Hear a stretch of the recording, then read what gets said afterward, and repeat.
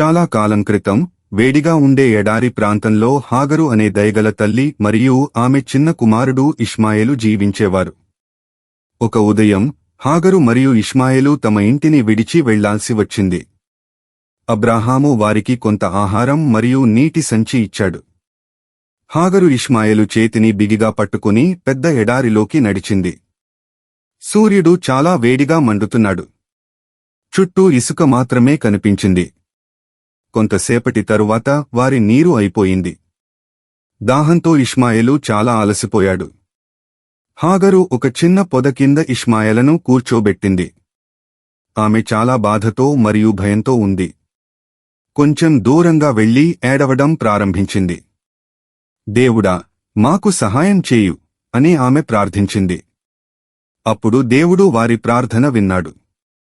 అకస్మాత్తుగా ప్రకాశవంతమైన వెలుగుతో ఒక దేవదూత కనిపించాడు. అతడు ప్రేమగా చెప్పాడు, భయపడకు హాగరు. దేవుడు ఇష్మాయేలు ఏడుపును విన్నాడు. ఆయన మీ ఇద్దరినీ కాపాడుతాడు. హాగరు పైకి చూసింది. అప్పుడు ఆమెకు దగ్గరలో ఒక అద్భుతమైన బావి కనిపించింది, చల్లని నీటితో నిండిన బావి. హాగరు ఆనందంగా నీరు తీసుకుని ఇష్మాయేలుకు ఇచ్చింది. ఇష్మాయేలు మళ్లీ చిరునవ్వు చిందించాడు.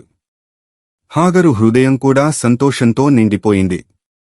తర్వాత దేవదూత చెప్పాడు, ఇష్మాయేలు పెద్దవాడై గొప్ప జనమునకు తండ్రి అవుతాడు. ఆ రోజు తరువాత హాగరు మరియు ఇష్మాయేలు దేవునిపై విశ్వాసంతో జీవించారు. కాలక్రమేణా ఇష్మాయేలు ధైర్యవంతమైన మరియు బలమైన యువకుడిగా ఎదిగాడు. ఈ కథ మనకు ఏమి నేర్పుతుంది తెలుసా? మనము భయపడినప్పుడు లేదా ఒంటరిగా అనిపించినప్పుడు కూడా దేవుడు మన ప్రార్థనలు వింటాడు. ఆయన తన పిల్లలను ఎప్పటికీ మరచిపోడు.